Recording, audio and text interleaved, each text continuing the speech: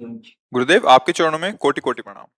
गुरुदेव, सत्संग में सुना है कि सारा संसार नश्वर है। ये जानते हुए भी नश्वर चीजों के पीछे पड़े हैं। भक्ति भाव है और भगवान की सेवा भी करना चाहता हूँ। संसारी हूँ तो माता पिता की सेवा भी करना चाहता हूँ। एक बार स्वप्न में देखा कि हम जग गए हैं, स्वप्न में देखा कि जग गए हैं और फिर हम कहीं गए, सारी चेष्टाएं की, पर असली में जब जगे तब पता चला वो स्वप्न में जग गए थे। तो जैसे आप कहते हो संसार नाशवान है, मैं जान गया हूं, अभी वो स्वप्न में ही जाने, अभी जागृत नहीं हुए।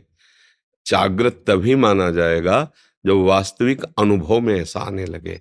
बात को सुन लेना और बात को समझ लेना और फिर उसकी अनुभूति कर लेना, ये अंतर है। हम लोग सुन लिए हैं जगत नाशवान, तो जगत कौन सा? ये जगत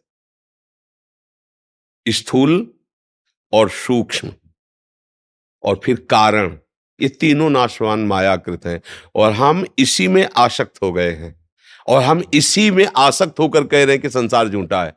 बिल्कुल, ये जैसे गप बात नहीं होती कि एक भी दम नहीं, केवल बात कर रहे हैं, तो ऐसे हम लोग ये गप मारते हैं कि संसार झूठा है, अनुभव नहीं है, क्योंकि हम इसी झूठे में बैठकर बोल रहे हैं कि संसार झूठा है।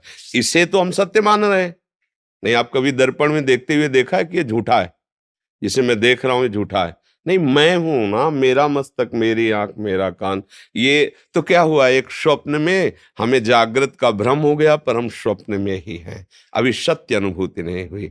जब तक हमारी कामनाएं हमको प्रेरित करके विषय भोगों में फंसाती रहेंगी, तब तक ये स्वप्न चलता रहेगा। जानिस तबहि जीव जग जागा, जब सब विषय विलास विरागा। समस्त भोगों से आंतरिक राग का त्याग हो जाए, कर्ता भोक्ता भाव मिट जाए, तब उसे जागना कहते हैं। जब तक हमारी बुद्धि भोगैश्वर प्रसक्ता नाम तया प्रहृत चेतसाम व्यवसायत्मिका बुद्धि समाधो न विधीयते, हमारे चित्त को भोगों ने अपहरण कर लिया है, तब तक केवल बातें बातें हैं, अनुभूति नहीं है।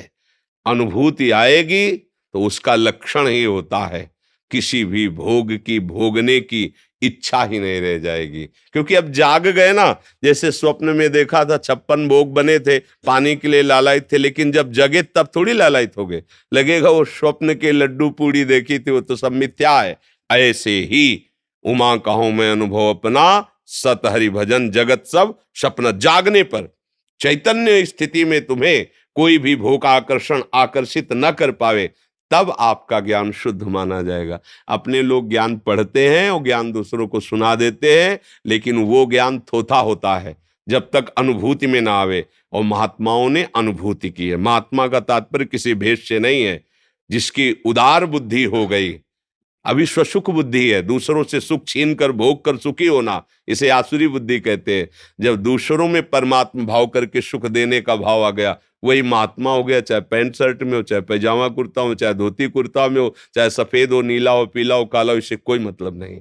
जब तक स्वसुख वांछा दे भाव से है, तब तक अज्ञान ही बचा।